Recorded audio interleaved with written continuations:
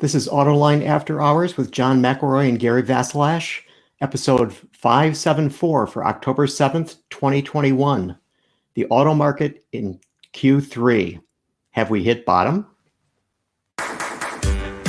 Watch Autoline After Hours live at Autoline.tv every Thursday at 3 p.m. Eastern Time. That's 12 p.m. Pacific. You can subscribe to this podcast for free by searching for Autoline in iTunes, Stitcher, or YouTube. Autoline After Hours is brought to you by Bridgestone Tires, solutions for your journey, and by Magna.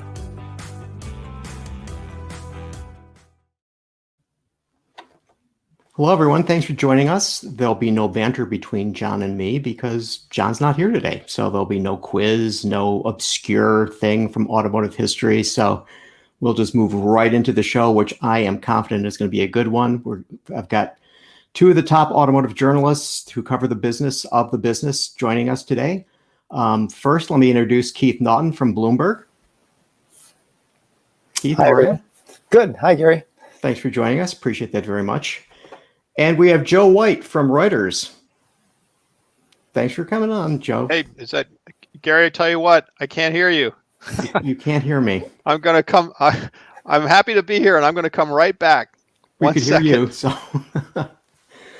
technical difficulties, folks, but we'll endure. We'll get right through those things. And so while Joe is on his way coming back, so let me introduce our special guest today, who's Charlie Chesbrough. Charlie, thanks for joining us. Hey, Gary, thanks for having me. So Charlie is the senior economist and senior director of industry insights for Cox Automotive. Now, we just say Cox Automotive, and we know what that means. But for those of you who don't know what that means, Cox is a wide-ranging organization that encompasses Kelley Blue Book, Mannheim Auctions, Auto Trader, and a whole bunch more. So he just is covering the waterfront when it comes to vehicles of all types. So again, thanks for joining us, Charlie. Sure thing. So let me start this off. The Q3 numbers came in. Now, the year started off and it seemed like it was going to be pretty good because last year was so miserable. What's happened since the beginning of the year? Boy, well, a lot's happened. But ultimately, we had a spring that was incredibly hot. People wanted to go out and get vehicles in the spring. We had the vaccine coming out. People were regaining optimism. We had government checks that were going out from the large stimulus program that went out. And we saw a 3-month vehicle selling rate in March, April, and May that was the best we've seen since the Great Recession back in 2007, 2008, 2009 period. So the market was humming along, and then boom, we realized we didn't have any semiconductor chips to finish production. And we just could not keep up with demand. We drew down available inventories, and we've been doing that ever since. And the problem really started to kick in around mid-February, and we've just been drawing down available supply since then. And now we're in precariously low availability out there, and sales have just hit a brick wall. Charlie, it's Joe. I don't know if you can see me or not, but yeah. I was looking at these numbers, and you're right. I mean, it's just bizarre, right? Because if you just looked at the Q3 SAR, you'd say, okay, we're in the middle of a recession that's the worst since the financial crisis, and yet, profits are for the auto companies look like they're going to be fine. I'm kind of wondering, as you look at the market, what's the real sort of state of demand out there? Is it 18? Is it 12? Is it some number in between because the car companies are sort of pulling out these products that aren't profitable? They're taking advantage of the chip shortage to kind of prune the lineups. I don't know if that's a knowable, but what do you think the real state of demand is when we get out of the sort of chop that we're in right now? Yeah, I would say if the chip crisis had not happened and we kind of were just continuing on with a post-COVID recovery, I think demand out there could easily support a 17 million give or take market. But what the demand is today, now that the industry's pulled back significantly on discounts, that vehicle prices are substantially higher, I think even if the cars were there at this point, I think it would be hard to say we're going to sell 17 million if we had them all at these 10% higher MSRPs and the huge pullback we've seen on incentives. I don't know that we would have that level of demand. So I think it's somewhere in between. One area where we know that demand is suppressed is in the fleet side of the business. And it's really kind of an interesting situation because that demand is really kind of an off-ramp for the manufacturers, that if they get supply up and running again, but they find that the retail channels, the demand is not there, they can take those vehicles into the fleet market where they're really hungry for some inventory right now. So it's a very unique situation that we're in right now, and frankly, our hope is that Q4 was going to get better, and that's still our view, our guidance. But I don't know how much better it's going to get. I mean, we look at the numbers so far right now, and I can tell you through the first 7 days of October, there hasn't been an uptick yet. So we're still seeing sales kind of decline there if we look at a national level. Charlie, I wonder how much inventory now is a competitive advantage. Ford at the end of Q3 said they had the highest inventory in the industry. A few months earlier, they were really suffering from that fire at the chip plant in Japan and probably were on the lower end of things. Yeah. Is inventory the biggest competitive advantage right now? I think it is. You got to, you can't sell what you don't have, and so you got to have something out there. And I think Ford has been. They got hit pretty hard and early in this crisis. Certainly, they had a much worse first half than a lot of their competitors. But we are seeing in the data, as they said, that their situation appears to have turned a corner, and they're starting to see their sales and supply improve. But that's about it. And Lincoln a little bit. But other than that, everybody else we see is still ticking down out there. So I do think if Ford can keep it up and they can get those F-150s out there, they can hang on to the best-selling truck title, which I know they would definitely like to do. But at this point, it changes day by day. We're still hearing about disruptions to assembly going on. I think Jeep just announced additional cuts this week at the Grand Cherokee factory. So hopefully Ford can avoid any more shutdowns, but it's still a very volatile situation, to say the least. So Charlie, I'm sorry. Go ahead. Okay. So Charlie, I want to go back to something that Joe did mention about how the profits that the car companies are having are solid. They're good. So are they not unhappy about this situation? That's a loaded question. It does present kind of a unique opportunity for the industry. We all know that the industry would love to be in an environment where you have to come in and order your vehicle and you wait patiently for that vehicle to be delivered. And we didn't have this business model where we supply dealerships with hundreds of vehicles that have to be discounted to try and entice buyers out there. To create that type of market, the industry would never do it because we'd lose too many sales if we backed off on incentives. And customers are used to being able to go home with a vehicle in some afternoon as opposed to ordering and waiting. So you would never do it, but the industry has been forced to do it. And so now that this has been the hand that you're dealt, how do you come back? And to follow what the president says, build back better. It does seem like it does present an opportunity for the industry to stay lean and mean. To rebuild one where you train your customer base to come in and order that vehicle and wait patiently, just like they do in the rest of the world. I mean, that's how Europe does it. That's how Asia does it. This idea of shopping today and going home with a vehicle is a very American approach to the market, I would say. So I think there's an opportunity there. And as I said, that the tightness of the fleet market and their need desperately for vehicles in that channel provides a great opportunity for the manufacturers to keep that balance of tight inventory and sending vehicles over to fleet if the retail side isn't there. And so I think we're always going to have a huge portion of the market that's going to buy on a moment's notice, but we may see the pricing and the incentives change a little bit, that you reward patience and that maybe if you have to go home with a vehicle today, that's when you're going to pay a premium and not get the same amount of discount that you might get otherwise. But can that car culture, that American car culture, really change? I mean, it's not just consumers who want to drive home the car the day they find it. That's how the whole dealer sell is built. What can I do to put you in a car today? That's the premise of American car selling. So it's not just let's train the consumers to order it. It's also they have to train the dealers to sell it. Isn't that difficult? I think you're absolutely right. I think it's all difficult. Nobody would ever attempt this otherwise. But like I said, it's sort of like we've already got the pain. We're here. We are in a market that's squeezed incredibly tight. We may be on our way down to an 11 million SAR for the month of October if trends continue at the pace that they are.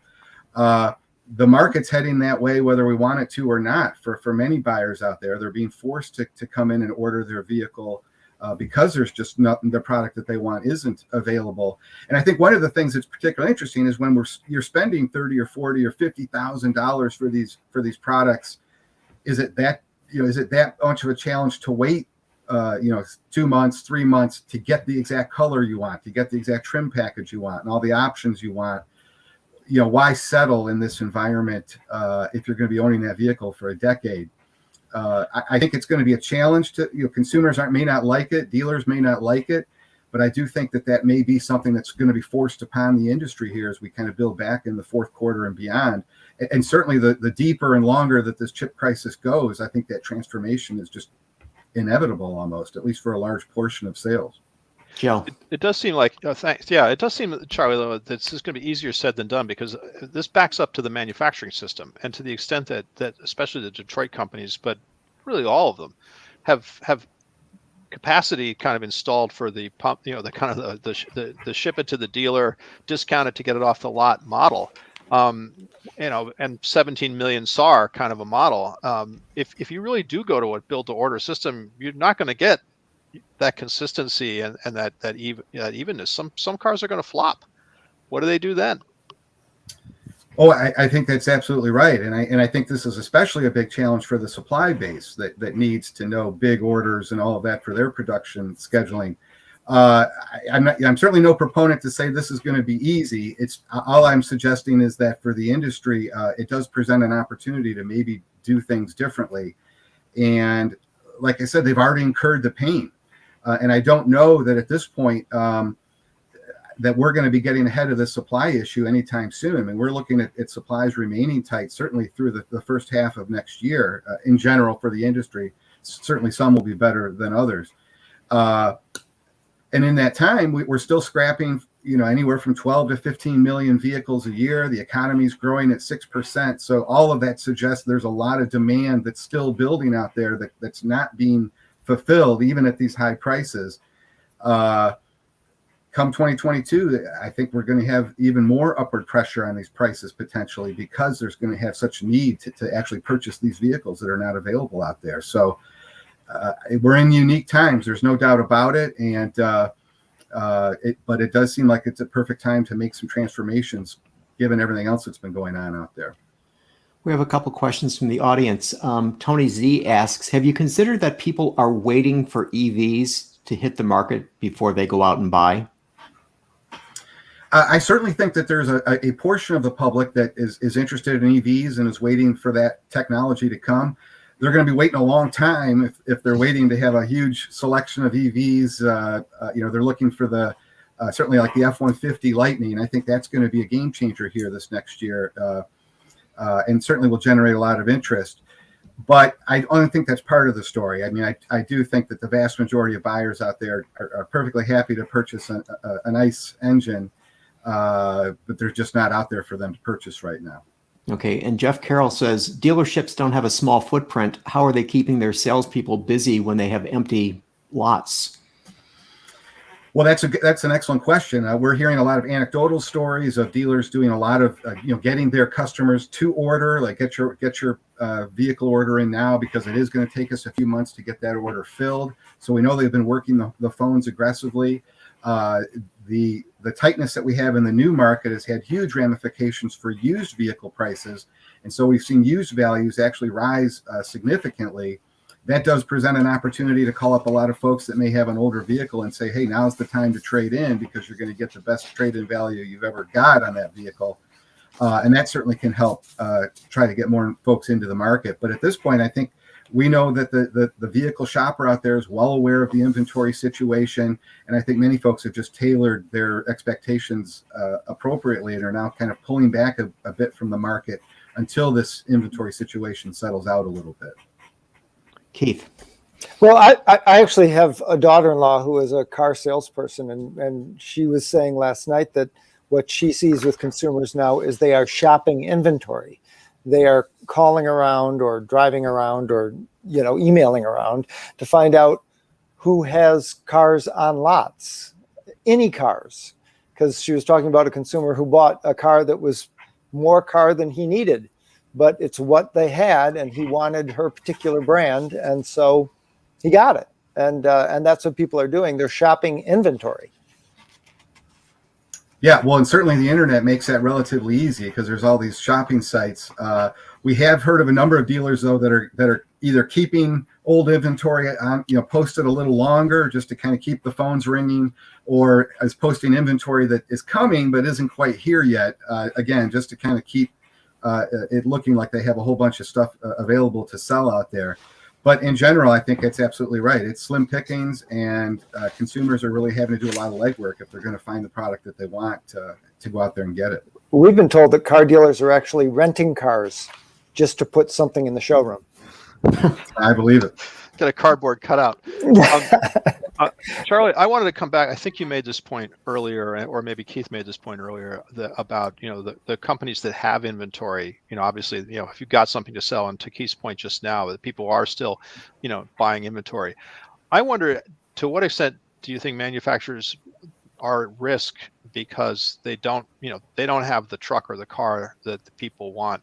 And they're thus losing customers, and customers are going to another brand, and what's happening now further deteriorates loyalty and repeat buying. I wonder if you thought about that, or what the risks are for the industry there. Well, I think you're absolutely right. I mean, I think we're seeing the loyalty to the segment. If I wanted a midsize SUV, do I stay in that segment, or do I just buy whatever I can get my hands on?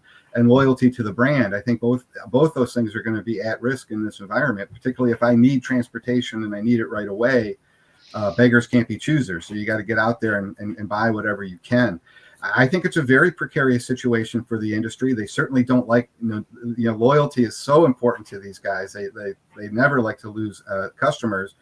But again, they either are going to have to give a sweetheart deal to some of these customers, or reward, again, as I mentioned before, reward their patience to come in and order and wait 3 months or whatever it's going to be needed to get that vehicle. We've already seen some incentives that are steering that way. I think I just saw on TV not too long ago, Ford had incentives, come in and order your vehicle today for $1,000 off. Oh yeah, I saw that. We're going to see more of that.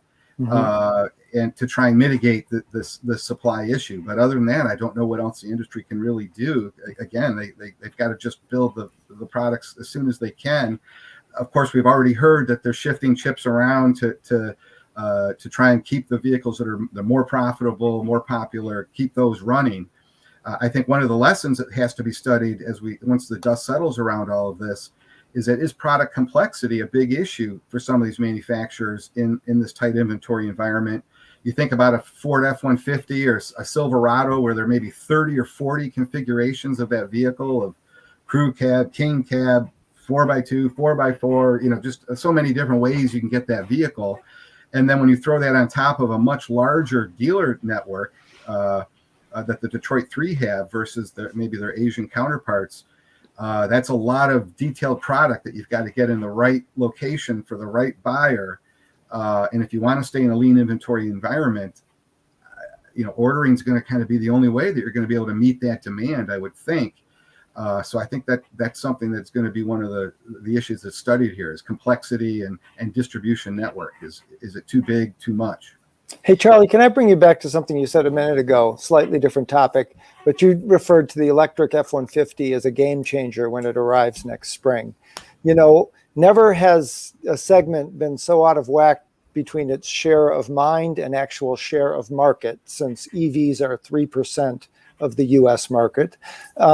So when what will it take to get the American market to the double digits that we see in Europe and that we see in China? And when will that happen? What's the light switch that will flip? Well, certainly, if you wanted an EV, you haven't had a lot of choices so far, right? I mean, and you talk about EVs and EV growth. I mean, it's pretty much Tesla Model Y, and then the Ford Mach-E. I mean, those are kind of the two vehicles that have really made some headway here in the last year. But we're going to see, I think, 22 new EVs hitting the market in 2022, and I think another 10 or 12 more in 2023. So there's going to be a lot more for consumers to choose from. And the F-150 in particular, I think that's a game changer because it's really a vehicle that's geared towards, rural America, the old truck buying America that we all think of. That for years, I know everyone would say, no F-150 buyer would buy an electric vehicle. The two things would never meet. But thus far, it sounds like there's a lot of interest in this electric pickup. I think 150,000 pre-orders already, I think Ford mentioned. So if that can be accepted and adopted by folks, I think the more people see an electric F-150 out there, it's the rural markets where the gas savings are going to be the most substantial. There's long distances they have to go. And, when you're a contractor that's working out in, the far suburbs or, where you have to travel far distances, $100 a week plus on gasoline costs is a huge amount of money that could really be mitigated by electric charging. So certainly the charging stations is an issue when you talk about that, but I think that we're in the early stages of all that. And I think this vehicle is going to be one that's going to really bring awareness of EVs to a whole new customer segment that hasn't been paying attention before. Charlie, let me go back to what seems to be going on in the market right now. You look at luxury sales, and they're doing just fine. You look at sort of the Hyundai Kia portion of the market; they both showed increases, and so I'm wondering whether we're going to get a bifurcation of the market where there'll be luxury cars. They'll be doing fine. And then there'll be entry-level vehicles, more or less, in the middle gets hollowed out. Do you see something like that happening? I tell you, a lot of the numbers are tough. It's tough to read the tea leaves right now because the numbers changed so badly in September for a lot of manufacturers that even just looking at year-to-date numbers or Q3 numbers, it kind of misses the story that the crisis is really accelerating for some brands just in the last 2 months. And for example, Honda and Toyota were showing nice gains year over year, Toyota in particular, but they were down huge in September, much more than the nation was in September. And if you look at their available inventory, it's just falling like a rock. So how folks did in the first half of the year is going to be substantially different than many are going to do in the second half of the year. Just as Ford, as I mentioned before, had a tough first half, I think they're going to have a much better second half. Whether we can say that luxury is going to survive this, I do think that in general we're seeing a move towards midsize SUV. That's always been popular, but it's become even more popular. It's gaining market share in 2021. We're seeing that some of the compacts are losing share to subcompact, which are gaining share, particularly subcompact SUV. Part of that can be due to the fact that folks may be looking for a little bit of a cost savings, so they're trading down a vehicle size in order to mitigate some of the rising prices. But at this point, the only thing that I think that we might see kind of emerge from all of this is maybe some consolidation, that we might start losing a few of the vehicles that aren't the high volume generators. I think the industry is going to have to rethink whether it needs to have so many products in the market if they're going to be in a tighter inventory situation. I think everybody's sitting in their strategy rooms right now figuring out how do we take advantage of what's been thrown in our lap. What is the right strategy coming out of this? And I think everything's on the table, quite frankly, at this point. I think there's a lot of things are going to be considered. I mean, Charlie, I wonder if sort of along the way here, we're going to lose some sort of, ritual features of the market. For instance, how do you do the December luxury brand, sell-a-thon, the Mercedes Santa Claus, the December to remember? How do you do all that stuff when you don't have any inventory to sell? Well, and this is why you look at the luxury. I mean, they may have been doing okay through the first part of the year, but if the fourth quarter is their key selling period for most of these luxury brands, they got nothing. Their sales are going to be looking terrible in the fourth quarter. There's little need for any kind of holiday sell downs because they are in lean inventory. So again, I think a lot of the promotions that we were used to before, we already had this, over the Labor Day weekend where there was, hardly any big Labor Day sales going on like we normally see. I think the holiday season is going to be very similar as well. We're just not going to see the type of promotions and certainly the model year sellover types of promotions that we normally see at this time of year. Keith. Well, so I guess I wonder, what's the end game with the chip thing? Alex Partners just raised their forecast of how much hurt this represents to the industry to 410 billion. They nearly doubled it, and they're looking at the end of 22, maybe into 23. I mean, when will this thing end? Well, that's the $64,000 question, isn't it? We're not involved in vehicle supply and vehicle production, Cox Automotive, so we don't have any good data or insights into sort of the production side of things. But it just seems to me that all of it does suggest that we're going to be in this tight inventory environment for the foreseeable future. I think we've already mentioned that. High vehicle prices are going to be with us for the foreseeable future, and very few discounts, very few incentives for the foreseeable future. We're going to have, as crazy as everything has been, the market's going to be relatively stable in that now going forward, it's just going to be all of this bad news that we're dealing with, as I think we're going to have for certainly the next few quarters.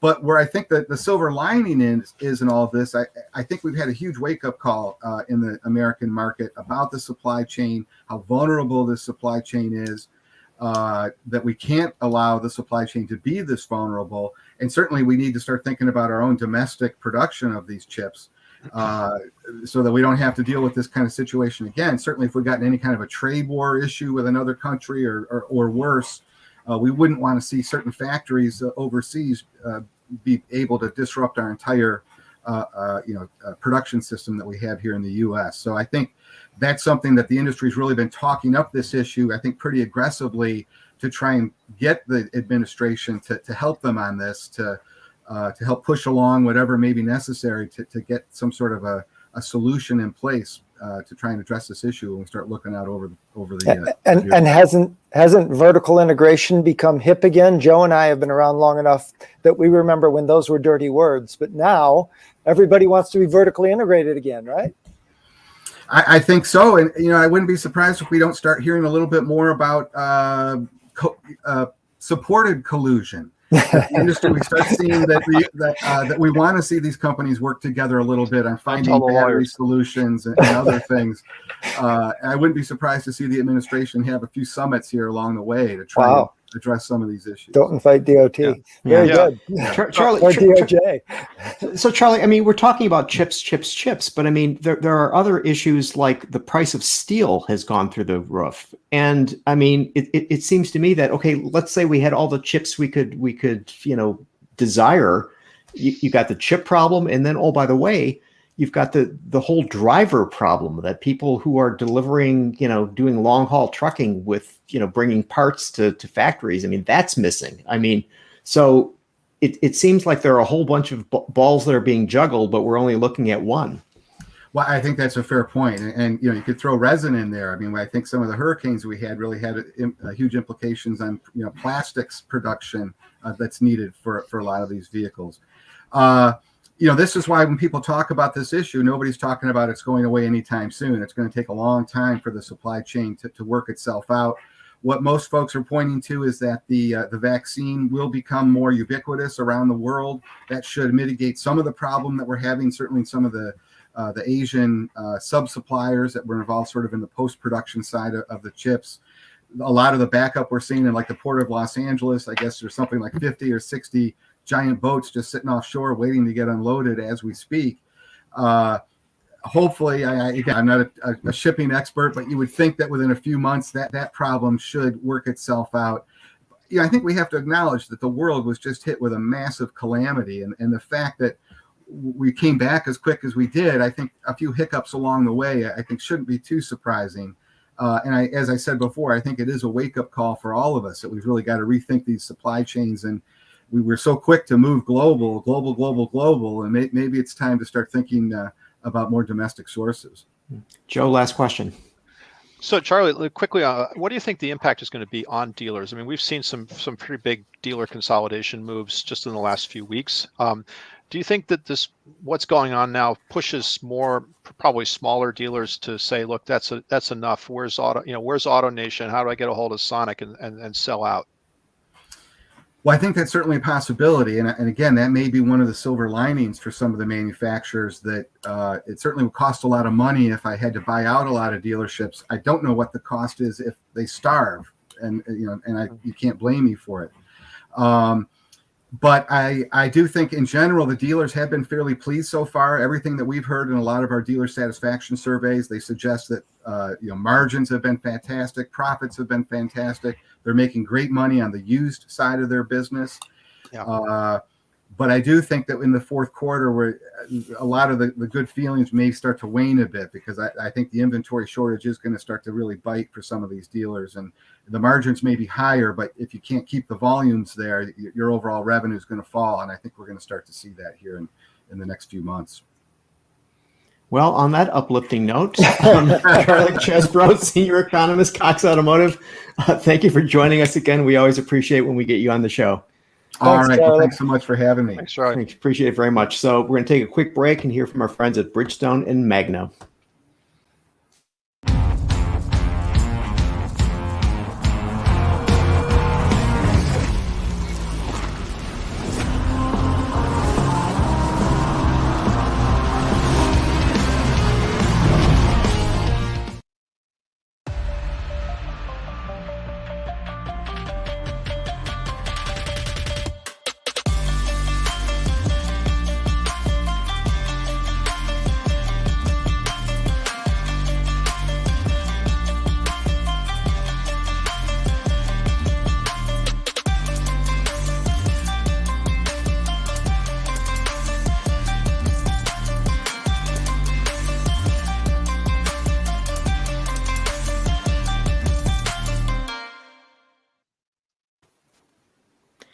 Well, that was certainly a bracing conversation.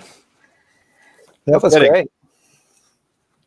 So did anything in the Q3 numbers surprise either of you guys? Well, I'll just quickly. I mean, I think the extent to which General Motors kind of, dropped while Toyota was, comparatively able to hold its own, although they, I think, went down as well. But just the reshuffling of market share. I mean, that was kind of the motivation for my question about loyalty. I mean, you've got some brands, GM seems to be one, but it's all of them that are really taking some hits, and just how quickly you can kind of claw back to your natural position in the marketplace after you kind of give away customers is certainly an issue I think I'm going to be watching. Yeah. And Ford was gaining after losing like mad earlier in the year. Yeah. And I think, didn't I see in the month of September, Ford might have been your top selling automaker in America. So, go figure. It's I think when you shuffle the league tables like that, it doesn't always just snap back. I mean, if you look at sort of the Ram truck versus Chevy in the pickup segment, which again, it's hard to judge, but it seems like that they changed the league table there, and then it doesn't just necessarily snap back. So I do think that's something to watch. And yeah, we talked about this, but I guess I am not 100% certain how easy it's going to be for the industry to get to this nirvana of 40 days supply, and I don't know, half the people ordering their vehicles. That's Jim Farley's vision, and that'll be fine. To paraphrase Mike Tyson, that's fine until you get hit in the face by a recession and you've got factories, idle, and UAW members not getting paid and or not generating revenue for their pay, and then suddenly I think it's going to be less okay to have that kind of slack in the system. Completely agree, and I just think there's something very special in the American culture about driving your car home the day you find it. I don't think we're a culture that believes in delayed gratification at all. I think Europe and China and Russia are all very used to standing online. We are not. That's not who we are. And I just think that's going to be a very hard sell. Well, I mean, one of the things that Charlie mentioned, that there was, happiness among dealers that are, making lots of money because people are buying the high trim level vehicles because that's all that exists there. And, so the question that I have is, at what point do the people who work for the dealers say, I'm not making a commission because, I'm selling one car a month because you only have three, I mean, it's, well, how does that work out long run? I agree. This industry is not really, yes, it's fine to sort of sell at high margin, but the industry is not geared up to sell, three items at 25% margin, right? I mean, that's just No. not how it works. You sell 3,000 items at 6 or 8% margin, or you completely redo the architecture of the industry. And so, I think we're kind of out over the cliff on that one. Well, what this crisis is really doing, when you think about the average price of a car in America now is what, $45,000? It's a record $45,000. That was a BMW a few years ago. So what it's doing is it's shrinking the addressable market. The number of people who can afford 45,000 and above cars is a much smaller universe than when the average price of a car was 30,000. So you're just pricing people out. And that can't be good. If you're driving people into the used market or just driving people away, that's not sustainable. Yeah, I agree. So how do they work? How do they work themselves out of that? I mean, if you suddenly have this whole mass of people who are unable to buy a car or an SUV or a truck or whatever else, I mean, what do they do? Well, so I'll take a shot at that. I mean, look, I think one of the things, let's not forget, I mean, I don't think the companies are being complacent about the supply chain situation. I mean, we heard Mary Barra talking yesterday about how they're sending people, SWAT teams. She didn't use that term, I did, but teams into the suppliers, the chip packaging in Malaysia to help them cope with COVID, to basically transplant the COVID safety protocols that have been pretty successful in the United States and I think elsewhere for GM to these suppliers in Malaysia to try to get them back to work. So, and they're talking about, I mean, Keith, right? I mean, everyone's talking about we're going to have longer term supply contracts. We're going to get way deep into the supply chain. So perhaps part of the answer, Gary, to your question is going to be, look, the supply, we are not going to just accept the current situation as kind of the status quo going forward. We're going to get into the supply chain and fix it. Joe, you were at this GM event, right? So I want to hear more. All right. So let's give the viewers some background. So yesterday, General Motors had an Investors Day event. Actually, it was yesterday and today. And so what they did was they brought in members of the investment community into the GM Tech Center Design Dome and had a presentation for them talking about what their new products are going to be and why General Motors is a good investment. And so they put their various executives, starting with Mary Barra, and then went to Mark Royce and Dan Amon, Doug Parks, Gerald Johnson, Pam Fletcher, and so on, talking about why General Motors is the wonderful company that can do everything for the future. So take it away, Joe. Well, I'll start, and then I know Keith, I think I want to ask you about it, but go for it. Lay the groundwork.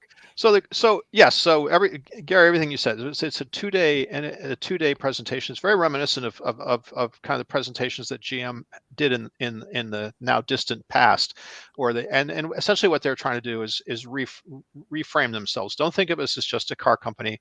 We are a software platform. Think Apple, think Google. We have enormous growth opportunity from Cruise, where they said, within 6 years, Cruise could be a $50 billion a year ride services company, automated ride services company. Repeat that, 50 billion with a B. With a B, right? That's what they said. And just talking about GM as having these growth opportunities to the point where they could believe that they can double by 2030 the revenue at the company from kind of an average over the last 5 years of 140 billion to 280 or maybe even sort of low 300 billion with a B dollars, which is like I used a compound annual growth calculator that I found on the internet. That's about an 8% a year compound annual growth rate, which doesn't sound like a lot, but it's considerably ahead of where GM has been in the last several years, because frankly, I think Keith, you're nodding, their revenue has actually been down as they have shed markets, cut models and whatnot. So it was an attempt to really reframe why you should invest in GM. And lastly, I think, and I used this, I think others did too. I mean, it wasn't a subtext, although they didn't use the word Tesla that much, if at all.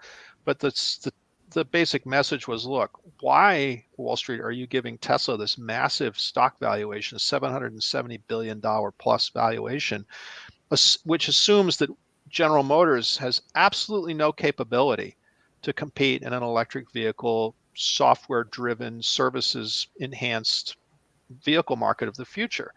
We do, and that was we absolutely do have that. And I think Keith Ford says the same thing. Right. But this was a very robust kind of presentation of that case. And that was the headline that jumped out at me. And I think it took some translating from you guys who were covering it, that basically they said, we're going to outsell Tesla. They didn't say it in that way, but actually they kind of did. They said, we're going to outsell Tesla. We want to be the leading, they did say pretty much flat out, we want to be the leading electric vehicle company in the United States. We need to be the leading seller of electric vehicles in the United States sometime in the next, not tomorrow, but their plan is pretty backloaded, but roughly by 2030, I think they're aiming for that. Yes, that's right. So to put that in context, I think Tesla's about 85% of the US EV market at the moment. Right. They sold 250,000 vehicles in the last 3 months, which was up 75% from a year ago and 20% from the previous quarter. So that seems, audacious or unimaginable. Yes, it was bold. But I wonder if in 2005, Apple said, we're going to outsell BlackBerry, would people have thought that was audacious at the time? I think they did, and that is a very apt comparison. One I think that Mary Barra, Mark Royce, and others on that team, the GM team, would approve of. I think that's that. In fact, Dan Emmon at Cruise made that actually an explicit. He referenced that explicitly. He said, "Look, if you see the adoption curves of genuinely disruptive technology, and again, I'm paraphrasing his comments about Cruise, a better solution at lower cost." And you see over 6 or 7 years, or he said, you will see over 6 or 7 years that a better solution at lower cost, that will in fact quickly dominate a market from scratch. So their message was, don't tell us that this has never been done. It has been done. I guess the last time this was done in the auto industry was the mass-produced Model T Ford. Yeah. Maybe the 57 Chevrolet, or the small block or something like that. Yeah. But it's not been seen in the auto industry, this kind of, real shift. No, it's all incremental. Yep. It's all incremental. But that was the message. And I think the street, by and large took an attitude of, that's really interesting, and we like the attitude.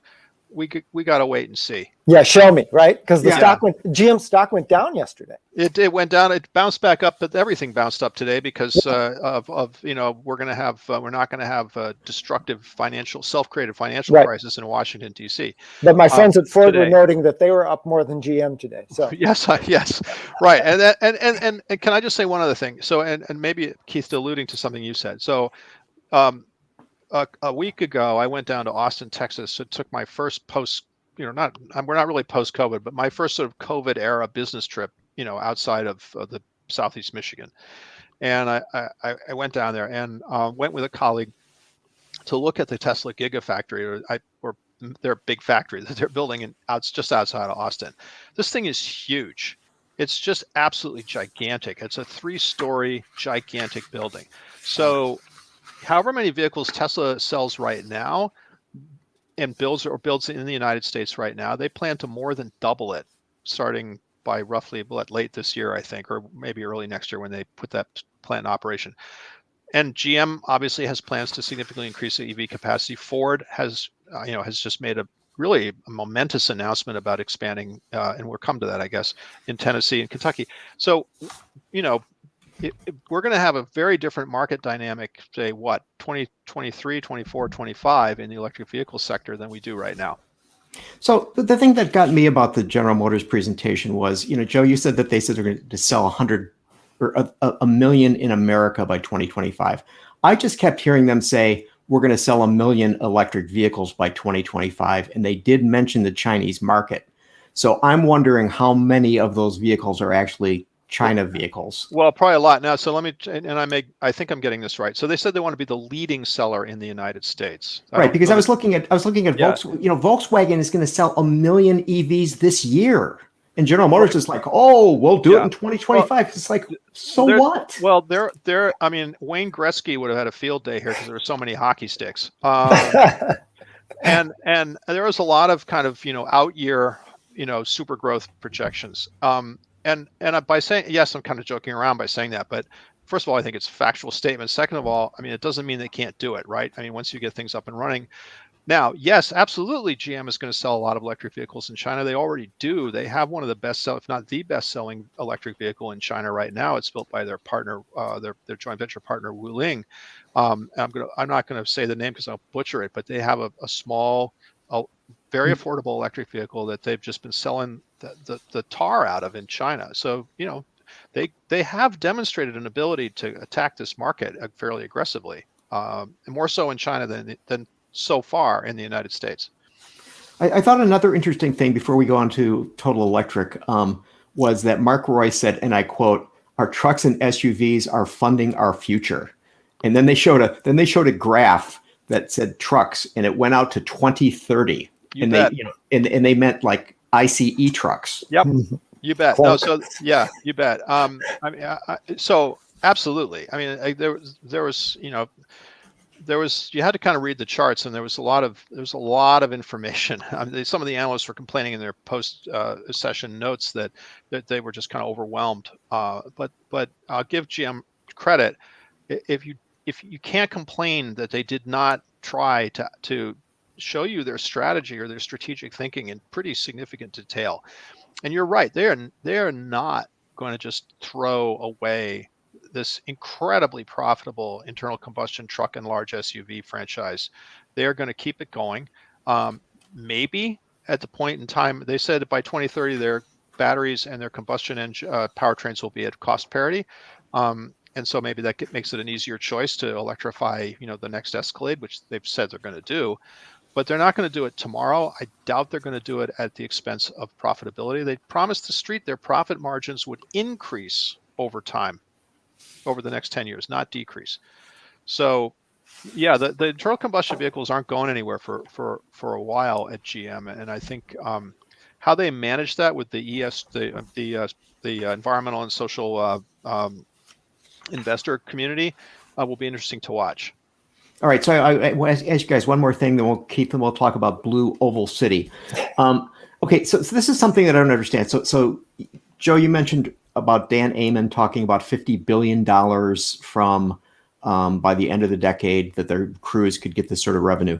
Here's the thing I don't understand, and that if people start using Cruise ride hailing, and he kept emphasizing it's cheaper, it's more convenient, it's more pleasurable, why the hell are they going to buy a car? I mean, aren't they cutting off their nose to spite their face?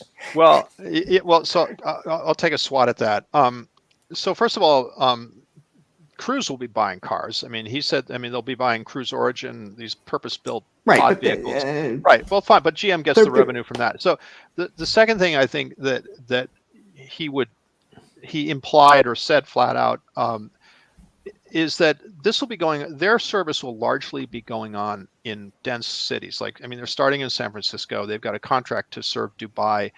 And I'm not a super expert at this, but it's pretty clear that you have to have a certain density of population to make ride hailing work. And so that's cities. That's New York. That's, the 10 or 15 or 20 biggest cities in the United States, and then globally dense cities. So I think yes, they're somewhat saying yes. We'll substitute Cruise revenue for selling someone who lives in Manhattan a Sonic, a Chevy Sonic or some other kind of car vehicle, and that's a trade that I think GM. Well, I think they've said flat out that's a trade they're willing to make. And Ford is making the same trade with their deal with Argo, and what the GM arrangement lacks is the ride-hailing company, because they have Lyft with Ford and Argo. Right. And Lyft brings with it a customer base and an app that does not exist with Cruise. Well, I think the Cruises. The implication was that Cruise intends to build all of that. Right. And I guess it will be interesting to see. I know some analysts were making this point, which is that one of the questions about the Cruise presentation was it seemed to assume that Lyft and Uber and maybe ride-hailing competitors in other countries would just acquiesce to this grab of their market share and their revenue share without a fight. And I suspect that is not how they'll react. No. And so it'll be an interesting fight. I can't wait to look in 2 years or 3 years. I cannot wait to hail a ride in San Francisco. It'll be the cheapest thing I do when I'm visiting that town. Right, and I mean, I think that they raised more questions than they basically answered about many things. Whether it's the tens of thousands, hundreds of thousands of cruises on the road is what Eamon said. Hundreds of thousands of these pods on the road. I mean, that's a little not all in one place. Okay, so right? I understand that, but we were just talking about General Motors sales. If they're going to have hundreds of thousands of pods, what's going to happen to Chevy? Yeah, well, that's yes. I mean, in Chevrolet, in a big city, I think or not just Chevrolet, sales of any individual car in a big city may be impacted, or rental cars. I think it actually might be first at risk in a city. I mean, if I go to San Francisco on business, am I going to rent a car, or am I going to just no? Right, Keith, you're right. I'm not. I don't now. Right. I take Ubers, before the pandemic, and I probably will do so again. I mean, I think that's the bet they're making, that whether GM participates in this change or not, the change is going to happen. So why not participate in it? I do think one quick thing I'll say about that, to the tens of thousands of cars, I do think there are some stumbling blocks and roadblocks that all these companies, Waymo, Cruise, the whole lot, are going to have to overcome. One of them is consumer trust. I think that speaks for itself. A second is regulatory forbearance or support, or lack of it. The city of San Francisco is a pretty congested place to get around right now. If you put enough autonomous vehicles in downtown San Francisco and they don't behave as smoothly as Cruise claims they will, then they become an obstacle to transportation in that city. They might, Dan might have a date with the city council, and right. So those are all, and he knows that, and I'm sure they're working very hard not to have that happen. But those are all risks. And Uber and Lyft have added to gridlock in places like Manhattan, right, not taken away from it.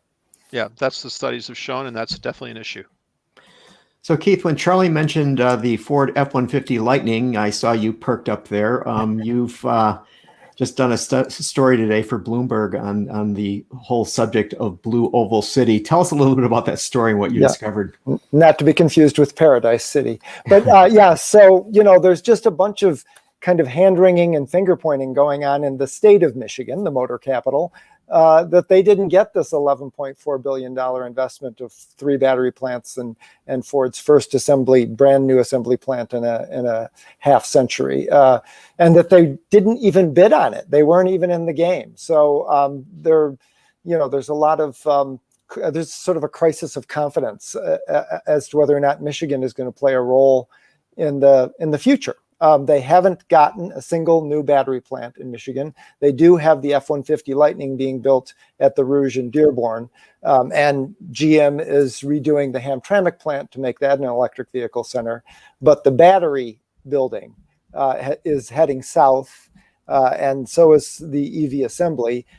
Really far south when you consider that the Mustang Mach-E is built in Mexico, and that's the reason it actually makes money, because workers make such a fraction of what American workers make. So the question is, will Michigan remain the center of gravity for the auto industry and the EV age? I think that's kind of an open question after what happened with this mega city that's going up in Tennessee and another mega city in Kentucky. So Keith, when you were reporting this, Michigan didn't even bid. Could you figure out why that was? I mean, did they not even get the chance, or did they? What happened? Yeah, they did get the chance, but they didn't have the goods. Ford wanted a massive site. The Blue Oval City in Tennessee is 3,600 acres. That's 6 square miles. Right. And the biggest shovel-ready site that Michigan had is near Marshall, and it's less than half the size of that. And other than that, there's really no big shovel-ready site. Michigan's more about brownfields. That's not what Ford wanted to do. It's not what SK wanted to do, because they want to start building these vehicles, and having to, do all the reclamation and cleanup on a brownfield site just delays them getting EVs rolling off the line. So they wanted a green field, and also don't underestimate that they wanted the Southern labor culture, which is not organized labor. So, these plants, the workers will have to decide if they want to be organized, if they want to be represented by a union. And as we know, in Tennessee, workers there turned down unions at the Nissan plant twice, at the Volkswagen plant that seemed like a lock, since Volkswagen's a big union company. Ford has a great relationship with the UAW. A lot of people are saying it'll be a done deal, but I think it's an open question as to what workers in Tennessee will vote.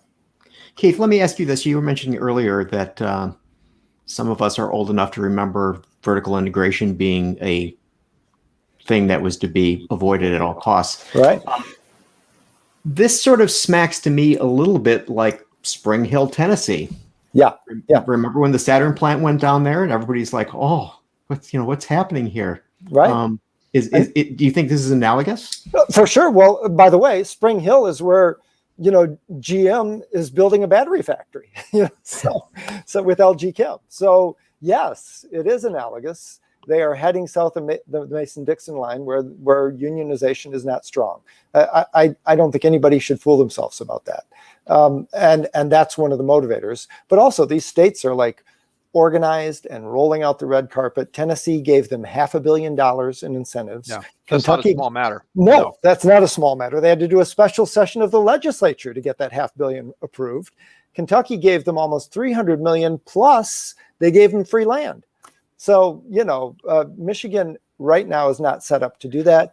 Michigan, by the way, also has some of the highest energy rates in the country, well above Tennessee and Kentucky, but it's not just the southern states. Michigan's energy rates are above Ohio. Steel plants go to Ohio rather than Michigan because they can save so much money in energy. Why is that? Why is that? Well, so we're not a very competitive state on energy. The Public Service Commission here caps how much competitive rates companies can get at 10% of their consumption. There are no caps elsewhere. And so you can get competitive rates down in Kentucky and Tennessee, and that drives the prices down. But here in Michigan, we don't have that set up. And they also, Michigan has a number of green initiatives that a lot of these southern states don't have. We've signed on to mandates to have renewable energy, clean energy, hydro, wind, solar, and Kentucky and Tennessee haven't signed up for those mandates. But I thought GM yesterday was talking about how they want to have all their plants operating on green power. I mean, I would think the green power piece of this, that. Yes, and Ford talked about that too. And by the way, Kentucky gets 75% of its energy from coal, dirty coal. Yeah, mined in Kentucky. There you go. Yeah, a lot of it anyway. All right, so let me change this a little bit. So we're seeing yesterday, the whole day, General Motors talking about we're investing in the future and software defined vehicles and electricity and on and on and on. You've got this big investment by Ford that's going to expand vastly the F-Series line, apparently, in different electric. So does anybody give any thought to the fact of what if these electric vehicles just don't resonate with the market? What happens to all this investment? I'll tell you one organization that's worried as heck about that. That's the United Auto Workers Union. So they're worried about it, A, because of all the things that Keith was just talking about, but B, Gary, because of what you're talking about. The just past president of the UAW made that point explicitly. I remember in an interview that we did with him, and I think he basically said he's made that same point explicitly to the Biden administration, possibly to Joe Biden himself, the president, because they are worried sick about that they will have their members tied to vehicles, and the older members of the UAW literally seen this movie before in the 1980s, and when there was a lot of the big, not anything near as profound as this, but sort of the shift to kind of smaller vehicles and electronically controlled engines, which did not go well, right, for the Detroit company. Oh my God! It did not go well, and a lot of people, lost their jobs, and Bruce Springsteen got material for 5 albums for the song. But no, it's a serious concern. It's a serious concern. Yeah. Here in Michigan, before the pandemic, there were 32,000 workers just at the powertrain plants, at the engine and transmission plants in the state of Michigan.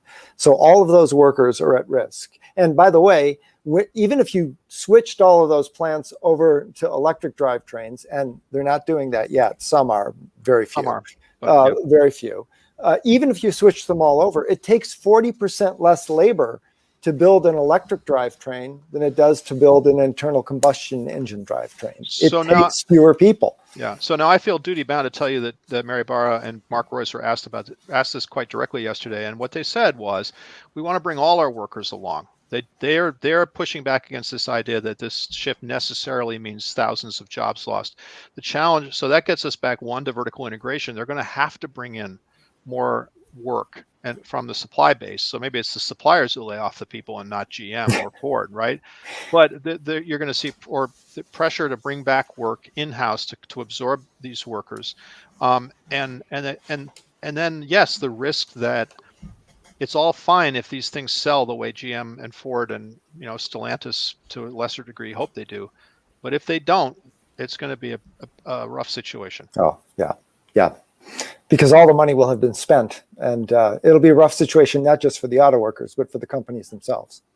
That's See, right. the thing that I thought was interesting is when it was mentioned earlier about all of the Teslas that have been sold. I mean, Tesla did very well in this last quarter. I mean, they sold lots of vehicles, and I just wonder, did they sell lots of vehicles because they're Tesla versus they sold lots of vehicles because there's any intrinsic value to that object?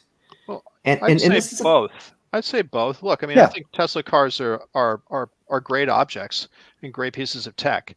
And Elon Musk and his people, but Elon Musk has created the brand in electric vehicles right now. And it's the iPhone analogy. I mean, he came up with the car. Electric cars before Tesla were these, little bug-eyed, cheap and cheerful compliance objects that had no allure whatsoever. And he created sexy and spelled it out in his cars. So I mean, I can see the argument that Charlie was making, basically that, okay, if you're a contractor looking to save money on your fuel costs, you may go to an electric F-150 because that's going to save you money in the long run. And the arguments that Ford made in terms of the e-Transit about maintenance costs being much lower. So over 5 years, you're in the black in terms of that. But I just get to the normal everyday consumer, whether they say, okay, I really see this advantage in spending 30 minutes to charge my car up versus going to the BP station and spending 5 minutes and getting a Slurpee and a piece of beef jerky while I'm there. I mean, it's just, I think it depends on people. One, I think the cars have to get better. Two, the charging network has to get better. And three, I do think that you're going to see, and I don't know, honestly don't know that it goes as fast, Keith, as the iPhone, right? The iPhone's a pretty low risk object. I mean, it's expensive for a phone, but it's not expensive the way a car is expensive, right? No, absolutely. And so, but I do think that people who buy electric cars and are able to regulate their lifestyles and their habits to accommodate the quirks of an electric car, you got to charge, one, have a garage, charge it. Don't forget to charge it overnight. I mean, once you kind of get to that, I think more people, certainly a lot more people than right now, will say, yeah, actually that can work. Right. But it's not for everybody, I don't think, at least not the way it's constructed now. I think Ford, with the way they're going at the F-150, is they're trying not to really stress the electricness per se, the battery on wheels aspect. They're trying to come up with all these other features that might draw in mainstream buyers.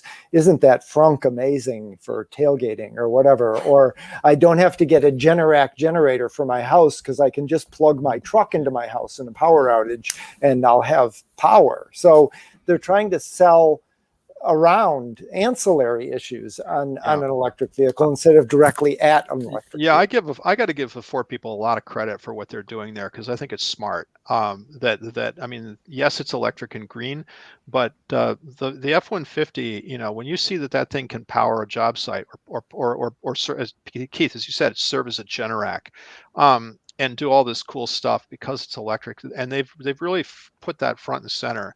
And Ted Canis, who runs their their commercial operation, has understands that emotions aren't going to sell electric trucks and vans to a fleet customer, right? It's got to be dollars and cents, and they have they put together a whole kind of education system, or manual or course, if you will, to kind of make that case. I think they've done a really smart job of kind of overcoming the kind of electric anxiety amongst different groups of customers. And it's got to work, but it seems like it's working because they've got, as I think Charlie said, 150 some thousand orders for the F-150. Right. See, but it'd be interesting to know how many of those are people like us versus how many of those are from people who are contractors or businesses. I mean, it seems to me that makes perfect sense when you pencil the numbers doing it that way, and that, a truck like that will be a bigger success among those who are using them for work rather than those who are using them just because they get mulch a couple times a year. What Ford is saying about those 150,000 makes it sound like it's more like us or the mulch buyers, because they said a very large number of them are new to Ford and new to pickup trucks. And not necessarily commercial customers, right, Keith? Right, what you're exactly. Hearing? Yeah, for sure. Now, the plant down in Tennessee is supposed to broaden the electric F-Series lineup beyond just the consumer-oriented F-150. So when you start electrifying the 250 and the 350 and the Super Duty and up, then those are contractor vehicles, straight up. Mm-hmm. So that's a contractor play. F-150, it goes either way. All right, so we're running along here. I just want to ask you guys, since you're covering the industry so closely, what should the viewers be looking forward to in the near term? Anything? In terms of electrification, or just in terms of anything? Anything. Well, so I do think if you think you're overwhelmed with news about electric vehicles today, it's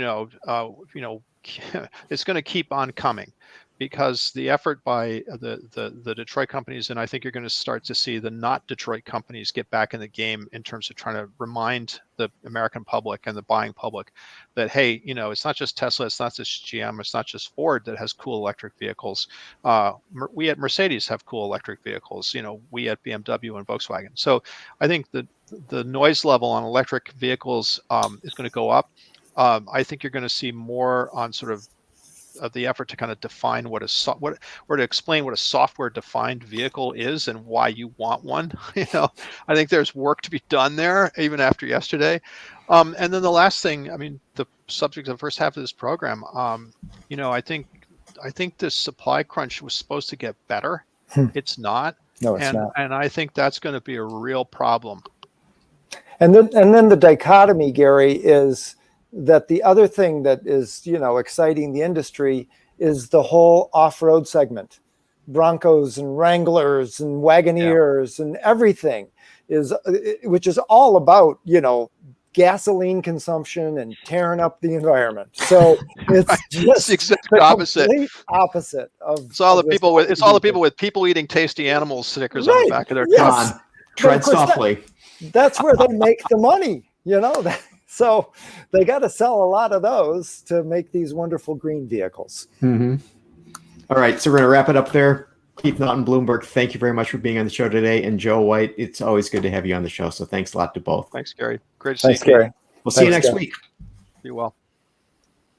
Autoline After Hours is brought to you by Bridgestone Tires, solutions for your journey, and by Magna.